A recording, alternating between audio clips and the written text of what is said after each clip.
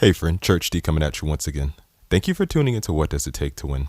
My apologies for not releasing an episode last week. I was a bit under the weather, so I wanted to make sure I was 100% before releasing another episode. So I'm back and ready to go. Hey, I just wanted to share with you all that on Saturday, February 3rd at 11 a.m., my wife and I will actually be a part of a relationship panel. This panel is entitled When You Found the One. It's going to take place in Cambridge, Massachusetts. If you're interested in attending, feel free to reach out to me and we can chat some more. Also, I just wanted to remind you that I've released a brand new project. It's entitled Perspective. It's available on every digital outlet. So wherever you listen to music, wherever you download music, feel free to check out the new project called Perspective by Church D, of course. I still make beats, so if you need an instrumental for your podcast, if you are a singer-songwriter, a rapper, anybody who loves music, a vlogger, if you have content that you're putting out, a content creator, feel free to check out my instrumentals and beats on soundclick.com/churchd. And last but not least, I still offer virtual piano lessons. So I've developed a piano course. You can access that by clicking the link in the description and we can go from there. So everything that I've just mentioned, with the exception of the relationship panel, which I can actually put that in the link as of now. I can put the flyer there. You can check that out. You can just click the link in the description, access all content, and we will go from there. I look forward to connecting. So let's jump right into the topic of this episode. I wanted to focus primarily on leadership in this episode. So the title for this episode will be Make It Make Sense. Okay, I'll say that one more time. Make it make sense. And this is specifically for teachers and those in leadership roles. So let's first start off by defining the word teach. So like always, when I went on Google to look up the definition of this word, the word teach means to show or explain to someone how to do something. And the example that they gave was, she taught him to read. Okay, so I'll read that one more time, the definition of teach. It simply means to show or explain to someone how to do something. So the primary objective of teaching is to impart knowledge and wisdom. However, this is not limited to textbook knowledge. It's to shape character and behavior. As mentioned, teachers help students acquire knowledge, and this is not just what is included in the syllabus. So, make it make sense.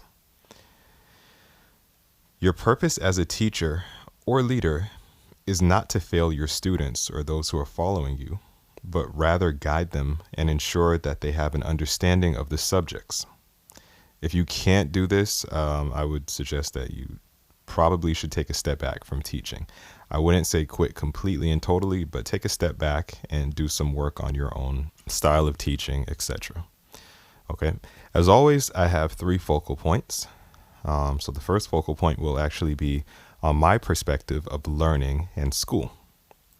The second focal point will be on teaching and leadership roles as it applies to music. And my third and final point is that it should challenge you, but it shouldn't be hard. Okay, so let's start with the first point. My perspective of learning and school. So when I was young, growing up, I actually was not a fan of school, believe it or not.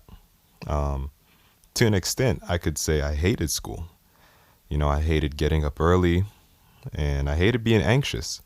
Oftentimes I was worried about getting to school on time, making friends, because I was the quiet kid. I didn't want to start any trouble with anybody.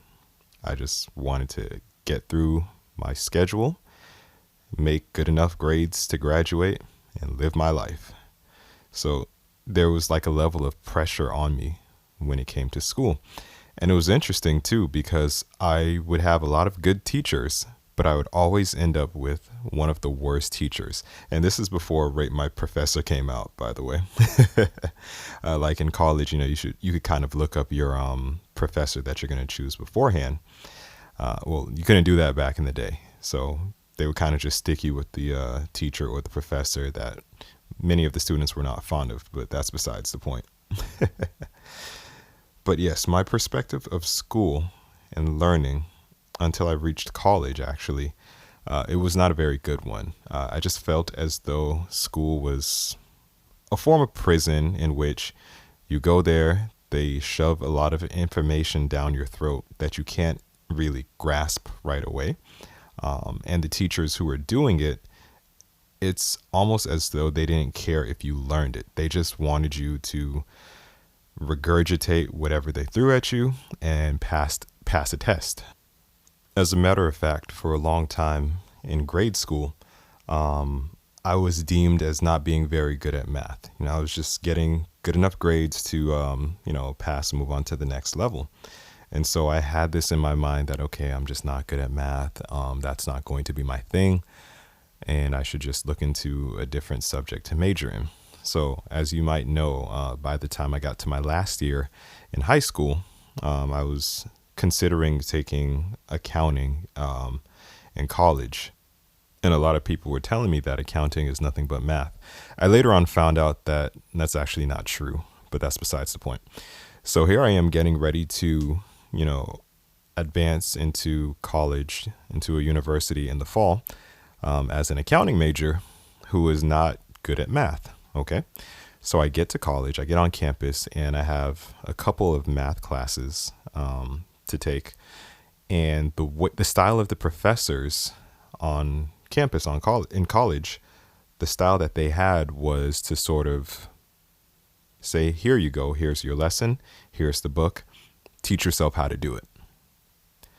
That was completely different than what I was used to. I was used to learning math the way my teachers knew it when I was in high school. So if there were several different ways to solve one problem, my teachers would teach me the way they knew how to solve that problem.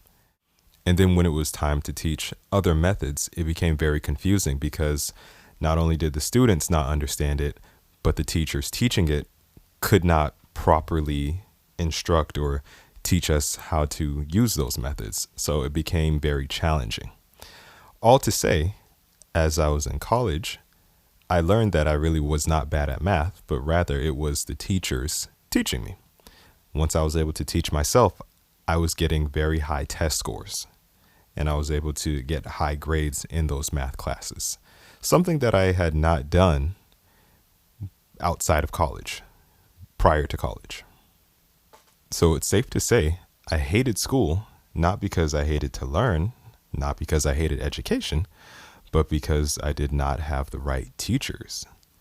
They were not teaching the way they should have taught. They probably would have been better in different fields, honestly. This is no shade to any of the teachers that I've had, if you're listening to this podcast. But it probably just was not a field meant for you.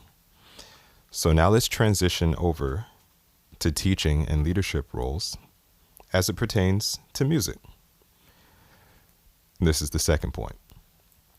So each week I get to direct a band, right? I'm considered the musical director. And that's pretty cool.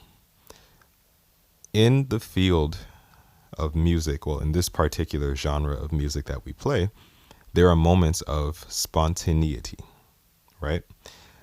So what ends up happening is songs that we may not have rehearsed will just come up, and we're expected to be able to play them skillfully.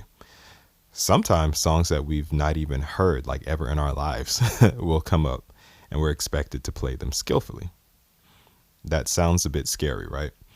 Well, at that point, it's my job to try and teach the rest of the band on the fly because I'm the one who's directing, right?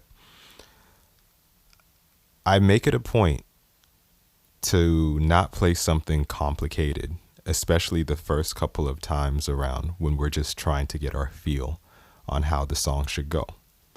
So for example, I want to say this past weekend, actually, this happened. There was a song that was thrown at us that we did not rehearse.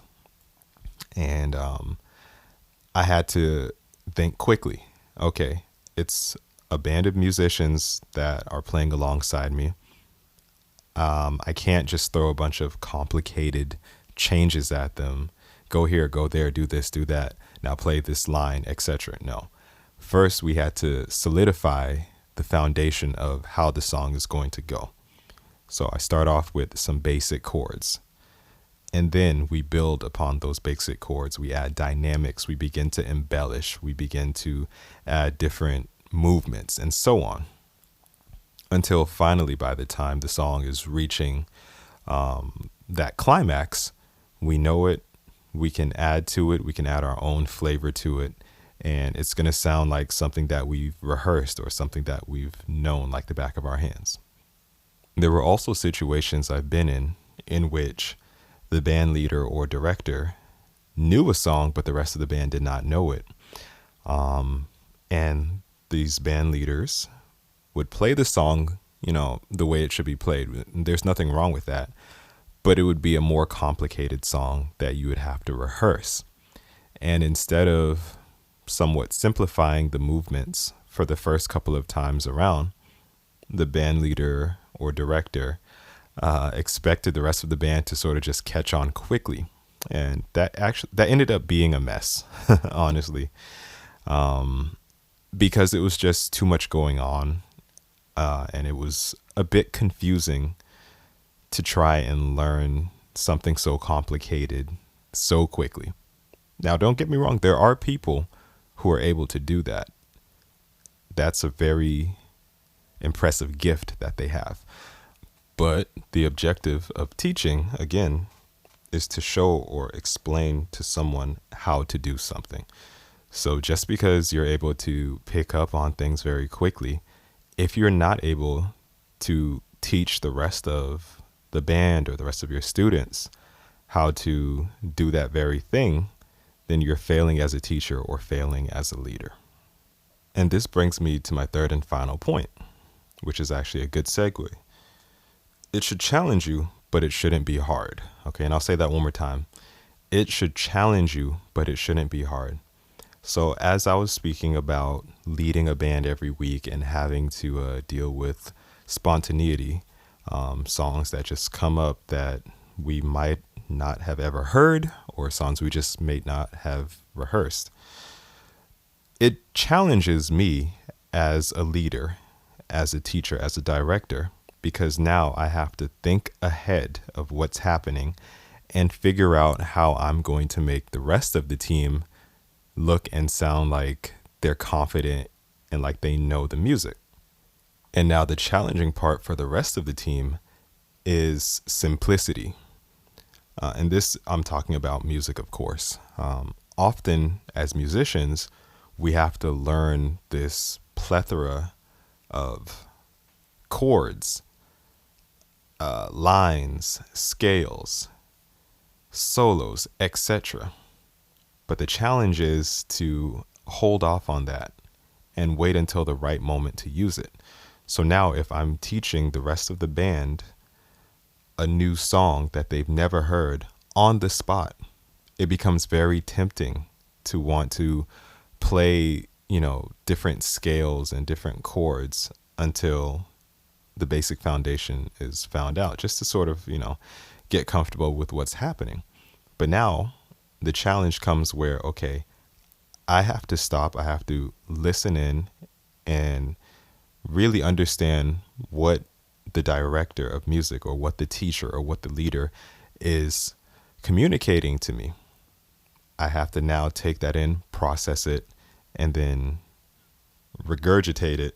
I got to come up with a better word, or spit it back out. That's not better, but do it in a skillful way to show that, yes, I have an understanding.